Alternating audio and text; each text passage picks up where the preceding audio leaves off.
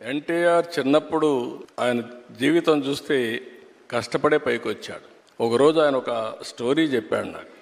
విజయవాడలో ఉండేవాడు, చదువు కోసం వాళ్ళ గ్రాండ్ మదర్ని తీసుకొచ్చి, చదువు కోసం ఆవిడ వచ్చి ఒక పూరిల్లు సెంటర్లో ఒక పోలు ఒక గుడిసేసుకొని ఇక్కడ ఉండేవాళ్ళు.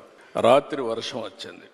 వర్షం వస్తే గాలి కూడా, ఇక్కడ అప్పుడప్పుడు తుఫాన్లు వస్తాడు, గాలి కూడా కొట్టింది. ఆ ఇల్లు పడిపోతే ఇల్లు లేదు.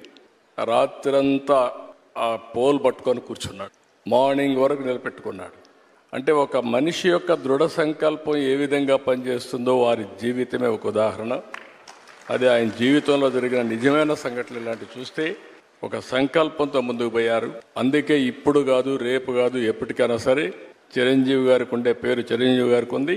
పౌరాణిక పిక్చర్లో మళ్ళీ ఎవరన్నా రాణించాలంటే ఎన్టీఆర్ఏ పుట్టి మళ్ళా నటిస్తే తప్ప వేరే వాళ్ళకి సాధ్యం కాదు. రాజకీయాల్లో కూడా ఆయన ఉండింది చాలా తక్కువ సమయం, 12 సంవత్సరాలు. ఒక చరిత్ర సృష్టించారు.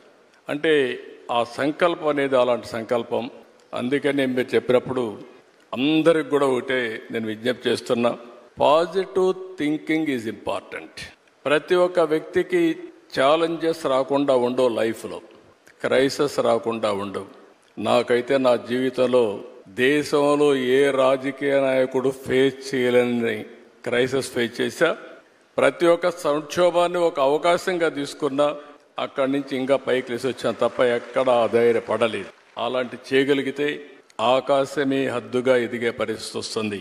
ఒక మహాత్మా గాంధీ, ఒక సాధారణ కుటుంబం, ఒక అంబేద్కర్ గారు, ఒక మామూలు కుటుంబం. ఇప్పుడు మనమైనా బెటర్. అంబేద్కర్ గారిని చూస్తే అంటరానితనం, చాలా అవమానాలు అన్ని భరించి కడాన జీవితంలో మీరు చూస్తే ఒక రాజ్యాంగాన్ని రాసి చిరస్థాయిగా భావితరాలకు ఆదర్శంగా ఉండిపోయే పరిస్థితికి వచ్చారంటే అది ఆయన యొక్క మైండ్ సెట్, ఆయన అవలంబించిన విధానం. ఇలాంటి చెప్పుకుంటూ పోతే అబ్దుల్ కలాంను మొన్నే చూసాం. ఒక ఆర్డినరీ పర్సన్, ఒక ఎక్స్ట్రాడినరీ మైండ్ సెట్తో ముందుకు పోయాడు.